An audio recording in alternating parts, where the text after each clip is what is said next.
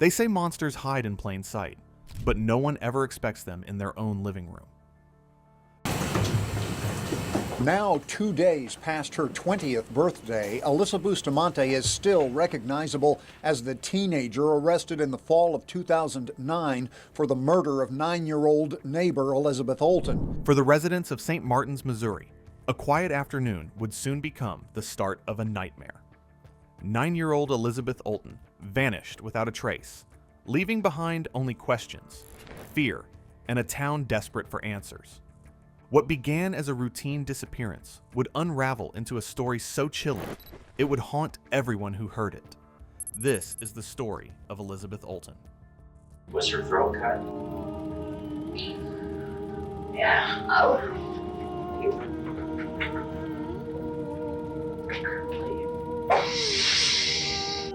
Very well. Oh my God. October 21st, 2009, started like any other day in St. Martin's, Missouri. The small town was quiet, streets lined with homes where doors were often left unlocked. 4 houses down from one another lived 9-year-old Elizabeth Olten and 15-year-old Alyssa Bustamante. Elizabeth spent her day at school, like usual, enjoying classes, friends, and her small routines. She loved horses, baking cookies, listening to Taylor Swift, and Hannah Montana. She was shy but gentle, careful to follow rules. Her mother, Patty Price, prepared dinner that evening while thinking about the homework Elizabeth had to finish. In the evening, 6-year-old Emma, a neighbor, asked if Elizabeth could come outside to play. Elizabeth agreed, and the girls went outside. Alyssa Bustamante, Emma's older half-sister, instructed Emma to bring Elizabeth to the woods behind their homes. Alyssa joined briefly before sending Emma away. Elizabeth entered the woods with Alyssa. She did not return. By 6:15 p.m., Elizabeth had not returned. Patty called her cell phone multiple times. No one answered. She then called Emma's grandmother, Karen, who said Elizabeth had not been seen leaving the yard. Patty called the police immediately. Officers arrived quickly and began questioning neighbors. Everyone reported seeing Elizabeth earlier, but no one saw her leave with anyone suspicious. The neighborhood was now the center of an urgent missing person investigation. Police focused on 60 acres of woods behind the neighborhood. Neighbors and volunteers joined the search. Search dogs were deployed. Helicopters scanned the area from above. Dive teams checked creeks and water sources. Thermal cameras were used to search dense areas. Every vehicle leaving the neighborhood was checked. Elizabeth's cell phone records showed her phone stayed near the woods before the signal ended. The search involved hundreds of volunteers, authorities, and specialized units, all trying to locate the missing 9-year-old before it was too late. Behind me here is the VFW. This is where authorities and volunteers have been coordinating the search all day. Now they're actually asking for no new volunteers. The outpour from the community has been outstanding. They just can't handle any more volunteers. During the search, volunteers discovered a shallow hole covered with leaves in the woods. Elizabeth was not there. Police focused on the families closest to the area, including Emma and Alyssa. They re-interviewed Emma, who initially repeated her earlier story. Then she added new information. Alyssa had asked Emma to bring Elizabeth to the woods and had been present briefly. Emma left and later noticed blood on Alyssa's clothes. Police immediately noted that Alyssa had connections to the area where Elizabeth had disappeared. Elizabeth Kay Olten was born December 15, 1999. She was a 4th grader at Pioneer Trails Elementary School. She loved horses, baking, music, and learning. She followed her parents' rules and stayed near home. Friends described her as gentle, kind, and responsible. Her parents reported that she wanted to become a teacher and a veterinarian. Elizabeth's routines and behavior reflected a careful and obedient child. Her sudden disappearance alarmed the community, as she was known to be cautious and never alone outside. Alyssa Dilene Bustamante was born January 28, 1994. Her childhood involved instability. Her mother, Michelle, struggled with addiction. Her father, Caesar, served time in prison for assault. At age 8, Alyssa and her 3 siblings were placed under the legal care of grandparents Gary and Karen Brooke. Alyssa appeared quiet and reserved. However, she had a history of mental health issues, including depression and a suicide attempt in 2007. Her social media profiles listed cutting and killing people as hobbies, and she posted images with fake blood. Her personal journals contained violent thoughts, including premeditation and fascination with death. Alyssa's behavior increasingly concerned those who knew her, although no one could have anticipated the events of October 21st, 2009. October 21st, 2009, Alyssa planned her actions. She had dug 2 shallow graves in advance, one of which would be used for Elizabeth. Alyssa observed the neighborhood and prepared for the murder while the children played outside. She persuaded Emma to bring Elizabeth to the woods. Once Emma left, Alyssa executed her plan. Elizabeth was strangled, stabbed 8 times in the chest, and her throat was cut. Alyssa then buried her in one of the graves she had dug. The body was covered with leaves, but remained poorly concealed. By October 23, 2009, police located Elizabeth's body in the shallow grave behind Alyssa's house. Leaves partially covered the site, but the body was identifiable. She had been strangled, stabbed, and her throat cut. Evidence suggested she did not struggle extensively outside the gravesite. Shock spread through St. Martin's as authorities realized the murder had been premeditated. Volunteers, neighbors, and law enforcement tried to comprehend how a 15-year-old had planned and executed such a crime. The town's search efforts, initially aimed at finding a missing child, were now focused on documenting the crime and identifying the perpetrator. Police executed a search warrant at Alyssa's home. Most of the house appeared ordinary, but her bedroom contained critical evidence. Personal diaries and notebooks revealed confessions and planning details. One entry, dated October 21, 2009, had 2 visible words under scribbled ink: slit and throat. Another entry stated, "I just killed someone. I strangled them and slit their throat and stabbed them, now they're dead." I don't know how to feel ATM. As soon as you get over the, "oh me god, I can't do this" feeling, it's pretty enjoyable. I'm kinda nervous and shaky right now. Kay, I gotta go to church now. LOL. The notes confirmed premeditation and her calm demeanor after the act. Letters from her imprisoned father contained disturbing content. Drawings on the walls suggested violent ideation. Alyssa was brought in for questioning. Sergeant David Rice led the interrogation for over 2 hours. A juvenile advocate was present. Alyssa claimed the blood observed by Emma was from her period. Her statements did not match the details provided by Emma or the physical evidence. Officers compared her testimony with diary entries, social media posts, and the graves in the yard. Every detail indicated deception. By the end of the interview, Alyssa confessed. She admitted to killing Elizabeth and led police to the grave. The confession confirmed all prior evidence collected from the scene, diaries, and neighborhood interviews. Alyssa's grandmother, who had raised her and was present during the interrogation, could not bear to hear the full details and quietly excused herself from the room, shocked and in tears. With her grandmother gone, Alyssa described the murder step by step, revealing the premeditation and deliberate planning behind the act. Well, there's been, there were some folks out there out in the forest, I guess, digging some holes or looking at some holes. And I guess they had said that you like to go out there and dig holes. So, I'm going to have to ask you some stuff about yourself. Tell me about these holes you dig. Well, You dig them a certain way? Just wherever they're at? I mean, do you dig at a certain spot or what? Well, And you can understand why, as if people were out in the woods looking for a person, if they were lost, or God forbid, looking for, if they thought it was God forbid, a body. Have you dug a hole like this before then, or is this the first time? It's not completely like this, but it's like kind of like that. Okay, Like so big this. enough for a shoebox. Okay, but this is the first time of that size. Yes. Yes. Okay. But what about the big round ones that I kept falling in? And I mean, they're deep. And I was telling me, did you guys quit doing this? Because they're dangerous. And we used to ride our horses up there and I could break Sure. a leg. I mean, they're huge. Okay. There's like 3 or 4 of them. Yeah. The confession made it clear that Elizabeth's death had not been an accident. Alyssa had thought about it for days, dug the grave beforehand, and executed the murder intentionally. Officers documented every detail, including the timeline, location, and actions taken before and after the crime. The diary and social media posts reinforced the confession, showing Alyssa's fascination with killing and her lack of remorse immediately afterward.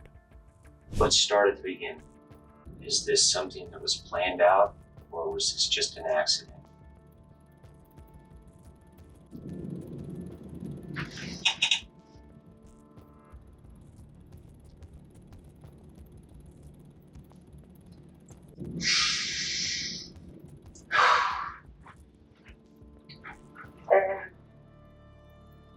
We're just touching around.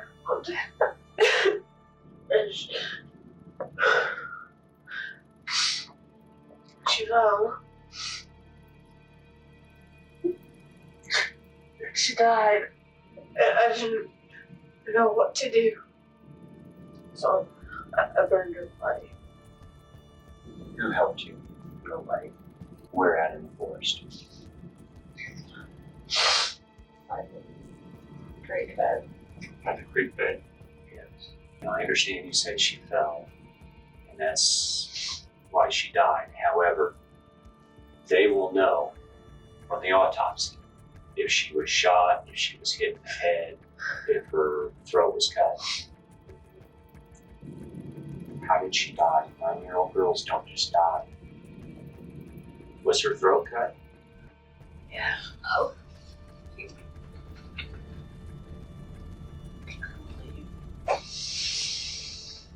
Grandma? Oh my God.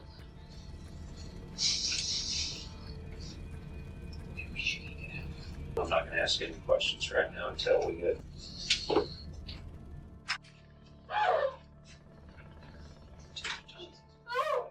Take your time.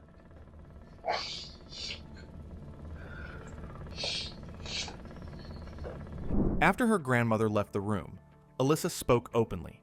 She said she went outside around 3:30 p.m. and returned to get Elizabeth. Alyssa led Elizabeth to the woods near the creek behind their houses. She strangled Elizabeth until she lost consciousness. Then she took a kitchen knife and cut her throat. She stabbed Elizabeth in the chest, at first claiming only twice, but later evidence revealed 8 stab wounds. Alyssa had dug the shallow grave days earlier. She placed Elizabeth's body inside, covering it with leaves and dirt. She tried to burn parts of the body, but said the flames did not fully consume it. She pushed the remains partially into the creek. Elizabeth's phone had remained in her pocket. Alyssa described each step with calm precision. Every word matched what officers had already learned from the yard, the grave, the diary, and neighborhood accounts. And is it true you said then you burned her body? Okay, is that part true? Mm-hmm. So is her body should still be there? I burned it and then like scattered it and all over the creek. Into the creek? Yes. Is the creek full of water? Yes. Her diary revealed a chilling thrill. Alyssa had written that the act was amazing and pretty enjoyable after overcoming initial fear. Social media posts also hinted at a fascination with death and hurting others. Friends said Alyssa had once asked, "I wonder what it would be like to kill somebody."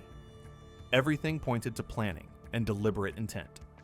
What we're going to do right now is kind of get some things lined up to go out there and have you point out that site where she's at. Will you be able to do that?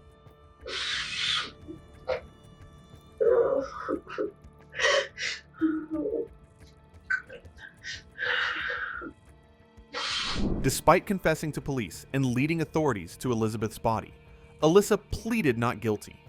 However, her confession faced legal challenges because she was a minor during questioning and was not read her Miranda rights. Her defense claimed the juvenile advocate present had engaged in deceptive tactics rather than protecting her rights. The judge ruled the confession inadmissible, so jurors never saw the detailed video of her admission. On October 23, 2009, police formally arrested Alyssa. She was charged with first-degree murder and armed criminal action. Being 15, she could have been tried in juvenile court, but the severity and planning of the crime led the judge to certify her as an adult. Juvenile court would have allowed her release at 21. Adult certification meant the possibility of a much longer sentence. Alyssa was held without bond in Cole County Jail. Authorities collected all evidence for prosecution. the diary, social media accounts, the graves in her yard, and physical evidence from Elizabeth's body.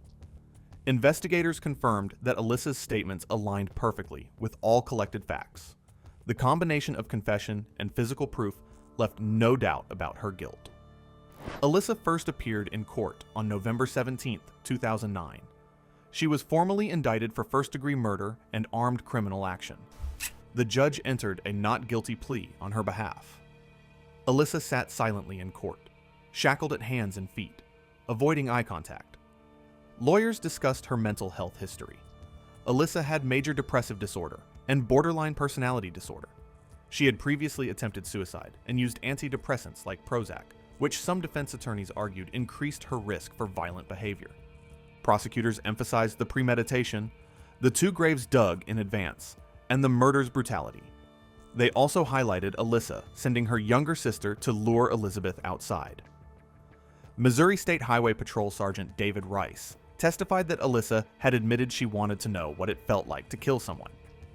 In January 2012, Alyssa accepted a plea deal, pleading guilty to second-degree murder and armed criminal action. This allowed her to avoid a full trial and the possibility of spending her life in prison without parole. During the sentencing hearing, Alyssa faced Elizabeth's family. She spoke quietly, saying, "If I could give my life to get her back, I would. I'm sorry." Elizabeth's mother, Patty Priest, who had earlier called Alyssa an evil monster and declared that she hated her, sat silently, staring straight ahead during the apology. Alyssa's grandmother, who had raised her, left the courtroom in tears. The court sentenced Alyssa to life imprisonment for second-degree murder, with the possibility of parole, plus a consecutive 30-year sentence for armed criminal action. In determining the sentence, the court considered her age at the time of the crime, her mental health history, and concerns about over-medication. Defense attorneys argued for a reduced sentence, claiming that Alyssa's long-term use of the antidepressant Prozac had increased her risk of violent behavior, and that she had a history of depression, including a prior suicide attempt by overdose. They emphasized her mental state, hoping it would mitigate the punishment. Prosecutors, however, highlighted the premeditation and planning involved. They noted that Alyssa had dug two graves in advance and had used her younger sister to lure Elizabeth outside on the day of the murder.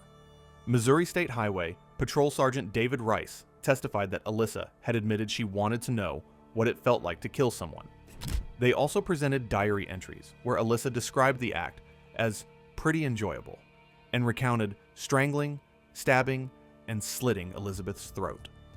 Despite the defense's arguments, the court imposed the maximum sentence allowed under the plea deal. In March 2014, Alyssa's appeal against the sentence was denied. Her attorneys had argued that procedural errors had occurred during the plea deal and trial process and attempted to retract the agreement, but the court upheld the original sentence, affirming the life imprisonment plus 30-year consecutive term. During the legal process, Alyssa's defense strongly opposed trying her as an adult. Kurt Valentine, her juvenile defense attorney, said, "We are throwing away the child and we are signing a death sentence for Alyssa.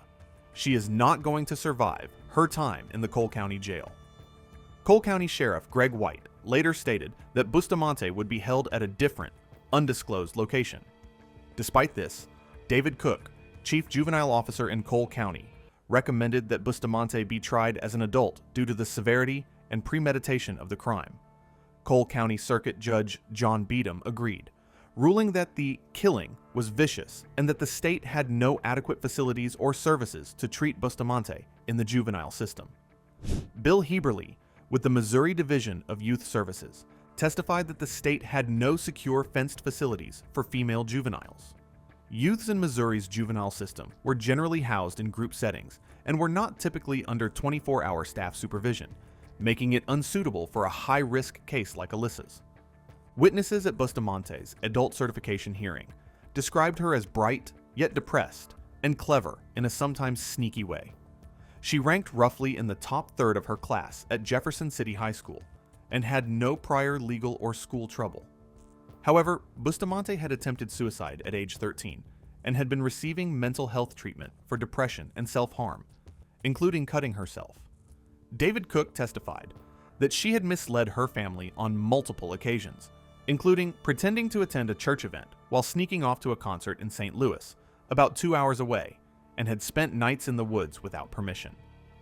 Even after her arrest, Alyssa attempted to cut herself with her fingernails while in juvenile custody, according to her appointed juvenile defense attorney, Kurt Valentine. Meanwhile, the Olten family pursued civil action against Alyssa and her guardians, claiming that her grandparents had failed to protect others despite being aware of her mental health struggles. The lawsuit was eventually settled for $5 million, a largely symbolic gesture recognizing the trauma and suffering endured by Elizabeth's family. After that, Alyssa was sent to Chillicothe Correctional Center in Chillicothe, Missouri. She continued education through prison programs, though requests for official distance learning were denied. She formed relationships with other inmates and adapted to life in prison. Over time, Alyssa became a controversial figure online, with fan pages and fake social media accounts dedicated to her. She formed relationships with other inmates and adapted to life behind bars. Initially, she was scheduled for parole in 2044. In 2021, Missouri passed Senate Bill 26, allowing certain juvenile offenders to seek parole after 15 years. Alyssa's second-degree murder conviction made her eligible. Elizabeth's family strongly opposed her potential early release. Alyssa applied for parole in 2024, but was denied. Later, Missouri passed Senate Bill 754, blocking parole for both first-degree and second-degree murder convictions. Even if parole were granted, her 30-year consecutive sentence for armed criminal action guarantees she cannot be released before 2095. She would be 65 years old at earliest release. Her case influenced changes in state law and juvenile criminal code, ensuring stricter parole eligibility for serious crimes committed by minors. The murder was widely reported. News outlets highlighted Alyssa's age, the brutality of the crime, and her admission of wanting to experience killing. Television and print media revisited the case for years. A 2012 thriller film, loosely inspired by the case, brought renewed attention to Elizabeth's murder and Alyssa's actions. Elizabeth's story remained central. Her family continued to advocate for stronger protections for children and stricter juvenile sentencing laws. The public remained fascinated and horrified by how a 15-year-old planned and carried out a murder so methodically.